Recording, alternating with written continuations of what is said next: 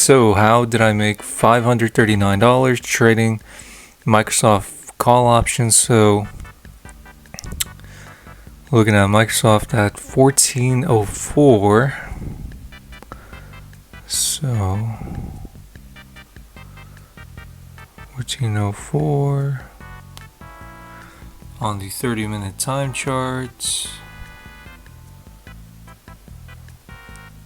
So this candle right here. So basically I played Microsoft call options as soon as it landed on the 20-day moving average on this 1430 candle, and basically at 1435, which is 1430, this candle right here, the 15 candle, I sold out the position, making a gain of $539 trading Microsoft call options. So this trade was pretty straightforward. Basically, step one, try to analyze the trend of the chart. I saw that Microsoft's 9-day moving average crossed above the 20-day moving average, and to me that indicated that there could be a possibility that Microsoft's trend could be bullish throughout the end of the day.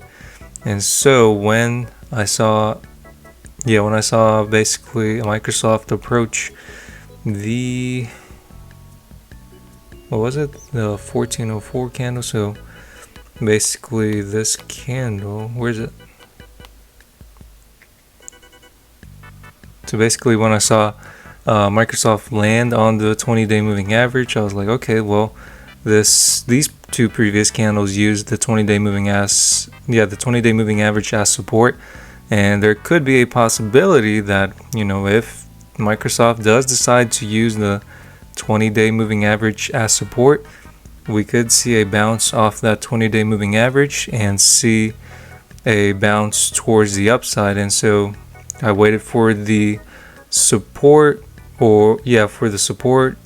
Microsoft bounced off the 20-day moving average, and basically at 1435, that's, I sold out the position, making $539. So basically what you want to do is you kind of want to, mentalize your percentage target in your head. So if you're aiming for, I don't know, a 5 or 10% target, try to be realistic, try to aim for those percentage targets, and try not to try to over exaggerate your percentage targets for the day.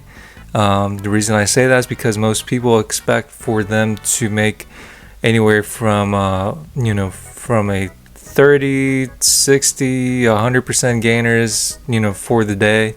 And will that always be the case? Not really. I mean, it's very rare that does, that happens to occur. I feel like that's mostly like kind of at that point, if you're trying to aim for those, high percentage targets, you're basically at that point kind of hoping for the best, and basically you're just basically gambling. I would say just try to be realistic, keep your percentage target in your head, try to be realistic, try to analyze the moving averages, try to see if you can play calls or puts. Let's see if I can show you guys an example. This is the strategy, right? So basically step one, you go to finviz.com. You guys probably already know the setup, but for those that don't know, you're gonna show up on this website called finviz.com, and then click on Screener.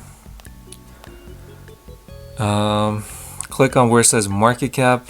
Click on Mega. I recommend it for beginners. Click on Performance. Click where it says Perf YTD. And it's just going to show you a list of stocks from worst to best. So 1 through 20, try to analyze that list try to analyze maybe if that particular stock is at support, or is it approaching a certain resistance level. So let's look at Apple. Let's make an example out of Apple. So here is a little tricky because you can see that the 9-day moving average, basically how the chart is, basically, that's, well, ignore the 180 and 200-day moving average. Usually when the 9, 20, and 50-day moving average look like that, it usually indicates a bullish trend, but what's happening here is that the 180 and 200-day moving average are above these three moving averages that I just mentioned.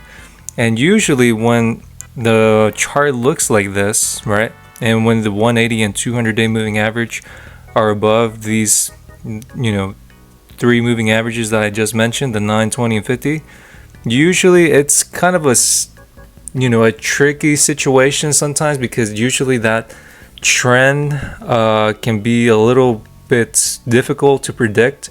And so usually what you could, you know, most of the times that I've traded, how this chart kind of looks like usually kind of indicates you kind of want to play puts most of the times. Usually sometimes playing puts kind of backfires, because usually the 9, 20, and 50-day moving average will do its own thing, and just how those moving averages that I just mentioned look like, they will skyrocket through the 180 and 200-day moving average. But let's ignore that, right? Let's say you used finviz.com, you chose Apple, you're like, okay, I'm gonna, you know, play Apple today.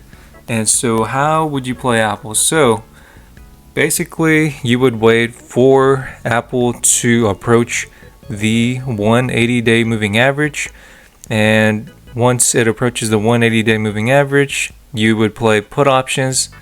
And then let's say it breaks above the 180-day moving average. Your next entry point would be once it approaches the 200-day moving average.